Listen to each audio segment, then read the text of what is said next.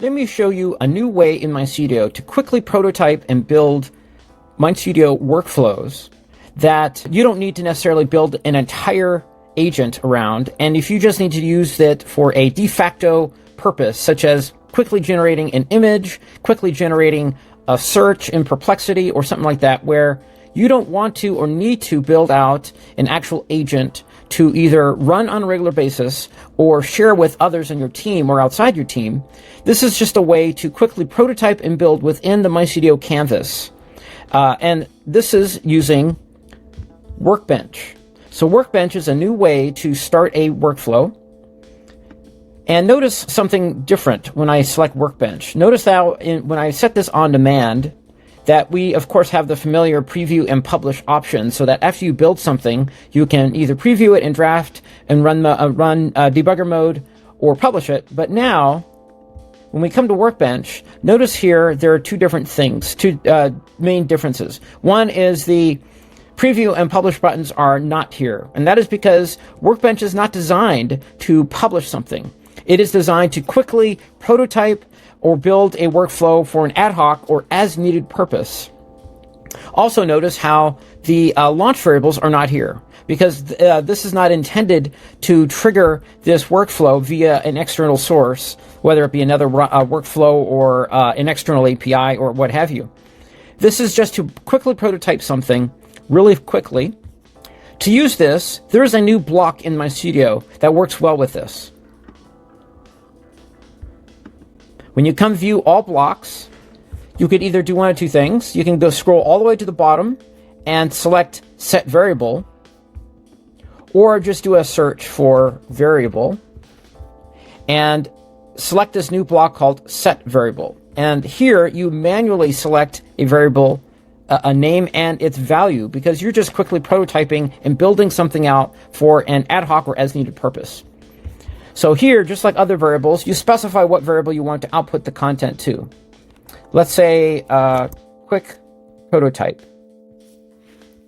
Now, there are 4 different types of variables, and these sort of mirror functionality as a user input block.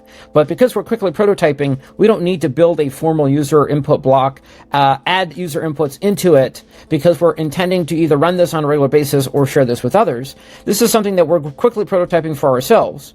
And notice how there's a text, image, video, and file. Here you enter a prompt that you quickly want to prototype, or you can upload an image, upload a video, or upload a file.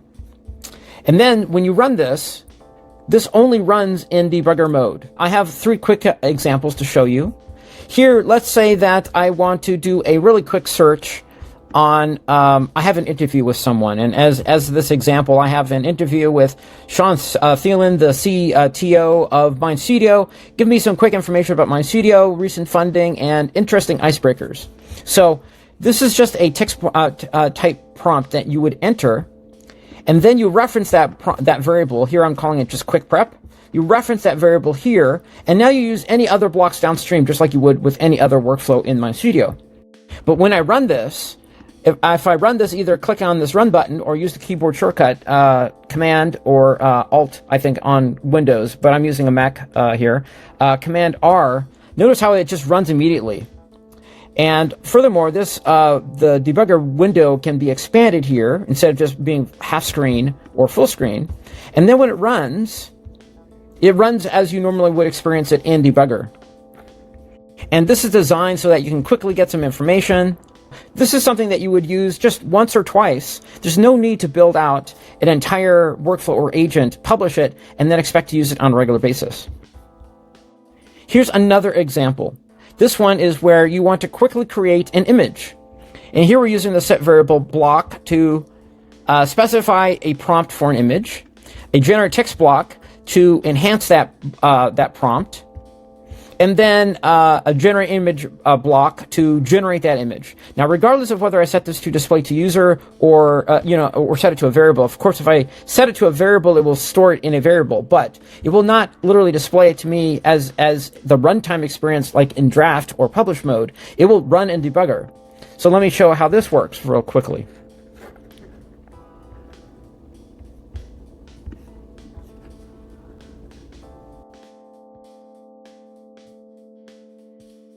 So now we have an image where I can copy this, open this in another tab, and take a look at it.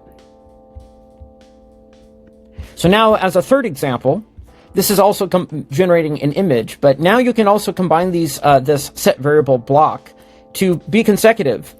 So here I am providing a reference image, specifying a basic prompt that I want, same block here to enhance that basic prompt, and then generate the image. So I won't run this because you are already familiar with using this if you've used MindStudio, where you can add a reference image variable here that was specified in this set variable. But these are some examples on how you can use this new functionality to just quickly prototype without having to build something fancy out, or to run this on an as-needed basis to build something, use it, and either just get rid of it or just come back to it as a later draft. So here we see these are my drafts.